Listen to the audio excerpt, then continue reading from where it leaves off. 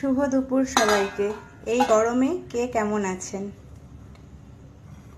জানি না। গরমকালটা কার ভালো লাগে, আমার তো বরাবরই ভীষণ অপছন্দের একটা কাল গরমকাল। শীত যতই হোক না কেন সহ্য করা যায়, কিন্তু গরম একদমই না। না খেয়ে শান্তি, না বসে শান্তি, না শুয়ে শান্তি, কোনো কিছুতে কোনো শান্তি নেই। তো এই দুপুরে রান্না বান্না আমার হয়ে গেছে, এখন খাবার দাবার গোছাচ্ছি, খেতে দেবো সবাইকে। তো আজকে দুপুরে আমি রান্না করেছি কুঁদরি দিয়ে, পেঁয়াজ দিয়ে, আলু দিয়ে ভাজা। কুঁদরিটা কিন্তু খেতে ভাত, ডাল এবং রুটির সঙ্গে ভীষণ ভালো লাগে। রুটি দিয়েও কিন্তু কুঁদরি ভাজা ভীষণ ভালো লাগে। একদম আমাদের বাঙালি রান্না বান্না। আর রান্না করেছি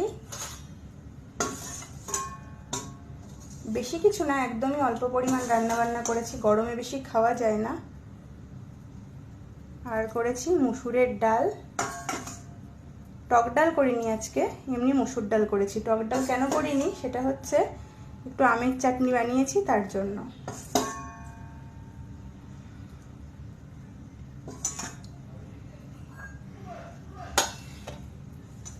আর এখানে হয়েছে ইন্ডিয়ার থেকে আনা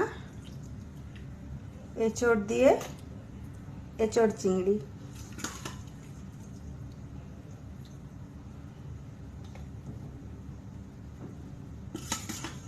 আগের দিন তো আপনাদের দেখিয়েছিলাম, আগের দিনে কাঁঠালটা আমার বাবার বাড়ির পাঠানো ছিল, আর আজকে এটা হচ্ছে আমার শ্বশুর বাড়ির কাঁঠাল গাছ আর কি। তো হয়েছে এঁচড় চিংড়ি,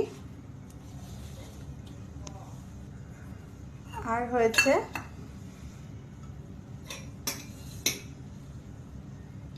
অনেকটা পরিমাণ আমের চাটনি করেছি। আমের মিষ্টি চাটনি রেখে দিলে বেশ অনেক দিন ধরেই খাওয়া যায়। আর এই গরমে না একটু চাটনি বা টক ডাল হলে টক ডাল দিয়ে খেতে ভীষণ ভালো লাগে।